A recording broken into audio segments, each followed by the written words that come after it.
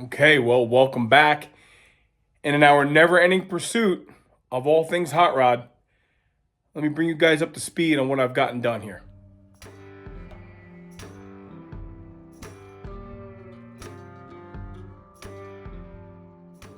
Let me tell you what, old Steve-O almost tapped out on this one. Joe's got ball joints and control arm bushings coming so we can get the front end back together, right? And I say to him, well, I better get started on taking those things apart. You know, I took a little bit of a holiday. So, this is the disaster. This took me hours. You know, these shafts that go through the upper control arms, they inhibit your ability to use a press to get the bushings out because the shaft is there. And you got to have at least one out to get the shaft out. The lower ones I was able to do like I normally do. A couple of the bushings literally just kind of came out by pushing on with a screwdriver. They were beat up. The lower control arm bushings were not a nightmare. The upper ones were, I don't mind saying, a nightmare. Upper ones were a nightmare, and everybody got beat up. I got burned. Everybody took it on the chin on this one. I heated the heck out of that. I'm going to have to hit that with a flap wheel and clean that all up. Those things were just about one piece. They were so rusted. The retainers for the upper bushings actually came out in slivers. It was so reluctant to give up its union between the upper control arms and themselves. The lower ball joints, you know, put them in the press. They popped out, no problem. The upper ball joints, you know what I did is I took my little cutoff wheel and I ground off the heads of those rivets on the inside. And then I hit them with the air chisel. They don't look great. I'm going to clean them all up. But I didn't want to have any grind marks on the top. This is as ugly as it gets. Once I put them in a sandblaster and kind of round these things back up, smooth them all out, you know, bushings and nuts and washers go here. But man, oh man, hours. Probably 4 hours. 4 hours straight, 4.5 hours, just to get these control arms stripped. Now I can start sandblasting and clean them up. I would have brought you guys along. I promise I would have brought you along. You didn't want to hear what I was saying.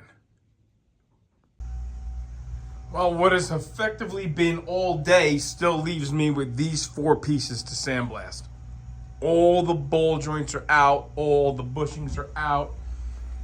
Nuts and bolts are cleaned and treated with the juice that I like. And here's the upper control arms and the upper control arm shafts sandblasted. These are going to get painted. These are supposed to be like a blackened kind of a look. Not that shiny. So I don't know what I'm going to do, if I'm actually going to paint them a different color. We're going to look into that a little bit. But it takes the day to beat on some rusty parts. I want to say that is the last of the rusty parts for Mr. Jones. But we still have bumper brackets and all that kind of stuff to mess with later on. But all right, I'll check back in tomorrow when I have more of this stuff done, because then we start making things pretty like. Yucky yuck, sandblasting, it takes a lot of time, but man, it makes things look much more ready for paint. Springs, right, just like the rear, we're going to leave natural. So I'm going to spray them down with the lotion. And we're going to let them just sit there and cook. Let me get my stuff out here. I'm going to just put a little bit of love on there. That's all I do with this. This PB Blaster Max. Put it on here. This takes a couple minutes. Just let this juice just flow. Yep. See how it darkens up the metal too. Gives it that more natural look. And because it's a silicone-based product, I should not be doing it next to the control arms. I'll have to clean these with thinner anyway. You will, not be having to reapply it as, like a regular, even WD-40. This stuff really will stay in it for sure. So I'm just gonna do this. Let this stuff just run down the hill here. Let them soak. Just let them sit there and drip. When that stuff is pretty much sagged out and it's all even, I'll flip them over and put another coat on there. Looks pretty good. I mean, it looks like I clear coated them, but I did not. That stuff will dry up. Nice. Now we got to prime and paint these things because I guess ball joints and control arm bushings are showing up today. All right, so in addition to the small block build that we're doing, we have not taken our foot off the throttle on the Mr. Jones car. And you've seen me do the sandblasting and the cleaning of all the parts, extracting of all the bushings. Man, a couple of those really didn't want to come out. Here's where I'm at. Control arms are sandblasted, primed, and painted. The cross shafts for the upper control arms have been sandblasted, and I treated them along with the coil springs with that PB Blaster Max. I really, really like that stuff. I want to show you something here while we're talking about this. This cross shaft is different than what you'll see on, like, let's say a Chevy, because these have big washers and nuts that go on the end, and that's what you'll see here at the very end. You'll see this kind of arrangement, right? At the end, you see a washer and a nut along with that shaft. On a Chevy, you'll see a bolt head, smaller bolt head with a washer. And that's what's really available in the aftermarket world when you get those loaded, brand new repop control arms. They'll have those cross shafts in there with the bolt head, not the big nut and washer. So that's something to look for. Coil springs are not to be painted. They'll have a sticker on there. I don't remember what sticker should be on there, but when we do our front chassis detailing video, when we get to that point, we'll play around with some of that. When you're looking for control arm bushings, you'll see that the lower ones, they'll ask you, are they oval or round? This is what they're talking about, an oval bushing. Oval bushing for the oval hole in the back of the lower control arm. Okay, what else do I have to share with you? We are going to put the upper ball joints in with these from Inline Tube. These are the rivet bolts.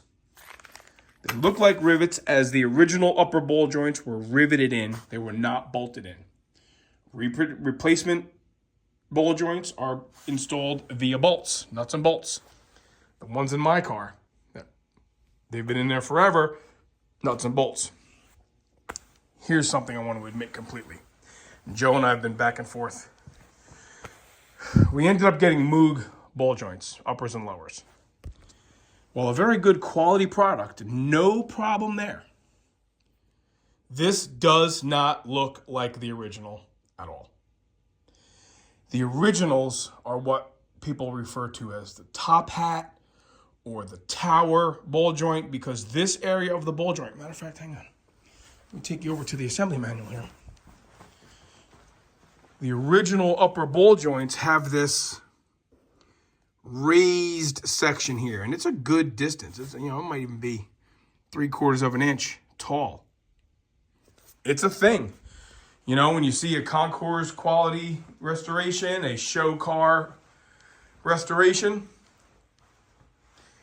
you kind of look for those upper ball joints to be the original style. These, while they're going to function just fine, we're not into spending $400 or $500 for an NOS pair. I know a lot of guys out there do that. And there used to be, I guess TRW made like a set that looked like the originals. They no longer make them. Okay, so that's what we're doing. That's just full disclosure. When you see this car out and about, you'll know, and you heard it here first. We know those ball joints are not going to look like the originals. And they're going to have rivet bolts, and we'll let you know how they work. So what's next for me is John dropped off the proper tool to try to effectively press these in without doing too much damage to the paint. We do have the bump stops coming. There's a rubber bumper, looks like a Hershey's Kiss, goes right here. And then there's rubber bumpers that bolt to the lower control arms in those two holes. Those are not here yet, may even be here today. So once the ball joints are in, we can play the game of installing the control arms. What the other thing you don't see here is you don't see shims for the cross shaft, the alignment shims. I have the originals and I have them labeled exactly where they came out. And we may just, for a matter of course, put them in. Oh, I might have a bag of new ones here. I'll have to look for that. But that's where I'm at, okay? This, although it doesn't look like it, that's a fair amount of hours right there. So once this is all back together, what's very next for me is in here, backing plates, spindles, and these steering arms that go on the back. Those are the next components to go on. And then we're getting that much closer to having this car literally on its own four wheels.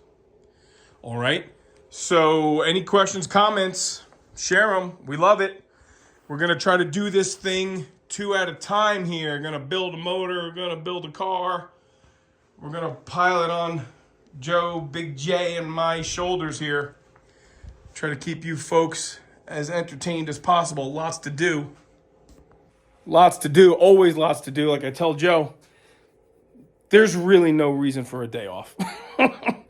There's no opportunity for a day off. We all know it.